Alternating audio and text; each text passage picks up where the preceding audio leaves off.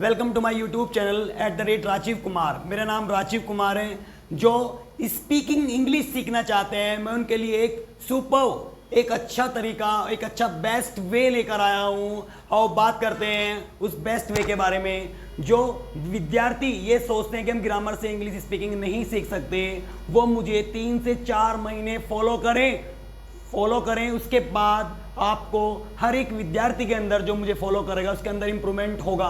तो सबसे पहले स्टेप की अगर मैं बात करूं तो मेरा सबसे पहले स्टेप आता है टेंस होते क्या हैं, टेंस की हिंदी क्या है। टेंस की हिंदी है काल, और जो हमारे काल हैं वो 3 प्रकार, दे आर 3 टाइप्स ऑफ काल इन हिंदी। अगर मैं फर्स्ट वाले की अगर मैं बात करूं तो सबसे पहले आता है प्रेजेंट को हिंदी में कहते हैं वर्तमान काल। पास्ट की हिंदी होती है भूतकाल, और फ्यूचर की हिंदी होती है हमारी भविष्य काल।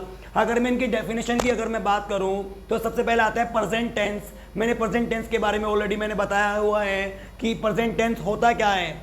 जो कार्य किए जाते हों, वो जो कार्य किए जाते हों, या सेंटेंस जो वर्तमान में हो रहा हो, जो सेंटेंस वर्तमान में हो रहा हो वो हमें बताता है, उसकी जानकारी देता है, उसे हम इंग्लिश में प्रेजेंट टेंस। समझ में आ रहा नहीं गाइस? देखेंगे इसको एक बार और। नेक्स्ट क्या कहते हैं उसको, प्रेजेंट टेंस, और हिंदी में कहते हैं वर्तमान काल। अगर हम इसके सेकंड स्टेप की अगर मैं बात करूं तो पास्ट का मतलब होता क्या है। पास्ट की हिंदी होती है काल, भूतकाल।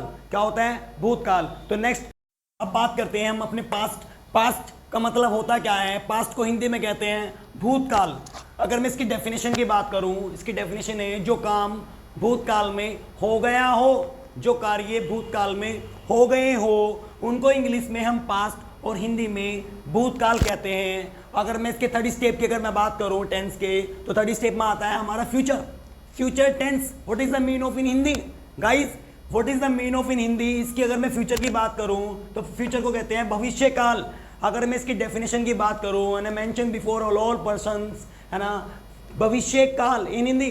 तो इस भविष्य काल का मतलब होता है जिसके बारे में जानकारी न हो, जिसके बारे में जानकारी एवरीबडी न हो, उसे हम इंग्लिश में फ्यूचर टेंस कहते हैं। या जो भविष्य में होगा उसे हम फ्यूचर टेंस कहते हैं।